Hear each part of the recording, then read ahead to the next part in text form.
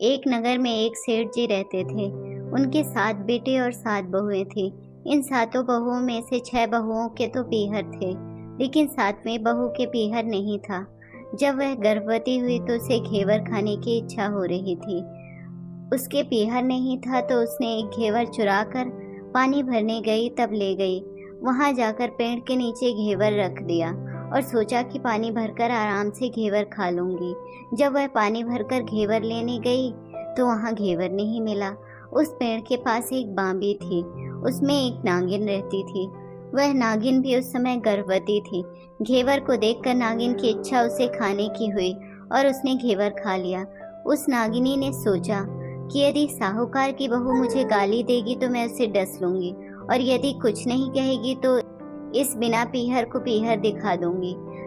साहूकार के बेटे की बहू ने कहा कि शायद मेरे जैसे ही होगी कोई जिसने यह घेवर खा लिया।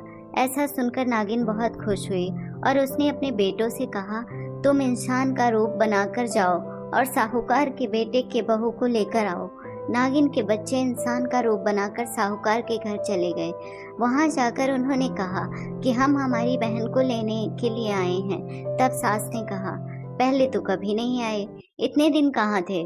तब उन्होंने कहा, जब हमारी बहन का जन्म हुआ था तब हम नानी के घर में थे, और शादी हुई तब हम परदेश कमाने के लिए गए हुए थे। उन लड़कों ने बहुत सारे कपड़े, गहने और मिठाइयाँ बहन के सास और जेठानियों के लिए लेके गए। सास बहुत प्रसन्न थी और जेठानियाँ उसे देखकर जल कुड़ रही थी। सास ने बहू को उनके साथ भेज दिया।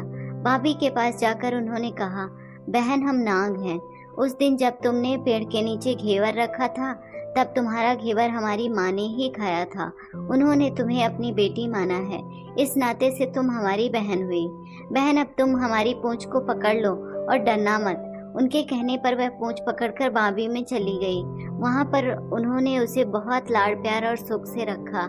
वहीं पर उसने एक लड़के को जन्म दिया। जब उसका लड़का थोड़ा बड़ा हुआ तब की बात है, पड़ोसन ने साहूकार के बेटे की बहू को सिखा दिया, अगर तू तेरी माँ की इतनी ही लाडली है तो तू तेरी माँ से कहना कि आज तो नागों को दूध मैं ही पिलाऊंगी। पड़ोसन का ताना उसे सहन नहीं हुआ। वह माँ से जिद करके नागों को दूध ठंडा करने लगी। अभी तक दूध ठंडा नहीं हुआ था। उससे पहले ही उसके बेटे ने घंटी बजा दी। घंटी की आवाज सुनकर छोटे बड़े सारे नाग दूध पीने के लिए दौड़ पड़े। जब उन्होंने दूध में मुंह लगाया तो बहुतों का मुंह जल गया।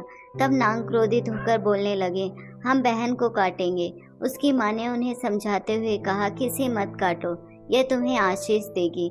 तब साहूकार के बेटे की बहू ने कहा, जियो मारा नाग नागनी। थोड़े दिन बीत जाने के बाद पड़ोसन ने फिर से ताना मारा, यदि तेरी माँ तुझ पर विश्वास करती तो तुझे 7वें कोटे की चाबी देती।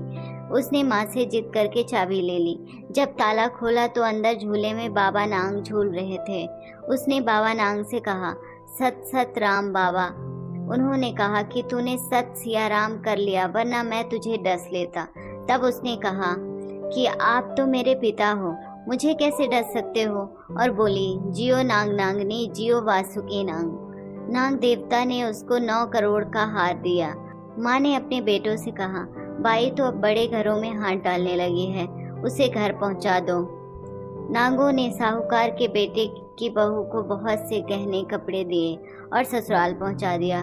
थोड़े दिन की बात है, उसका बच्चा झाड़ू तोड़ रहा था। ताई ने कहा, झाड़ू मत तोड़, इतना तोड़ने का शौक है तो तेरे नाना मामा के यहाँ से लाया होता। सांपों ने सुन लिया। माँ से जाकर कहा।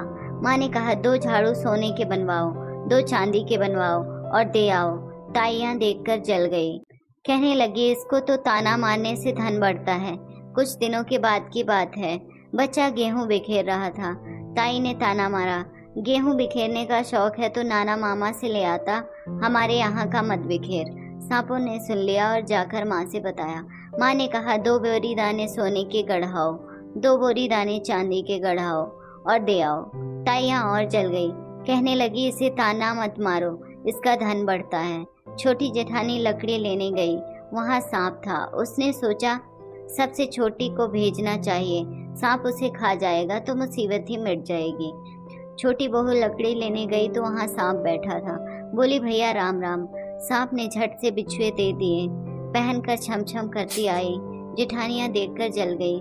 2-4 दिन बाद पान की गड्डियों में से एक सांप देखा तो बड़ी जेठानी ने सबसे छोटी को पान लेने भेजा।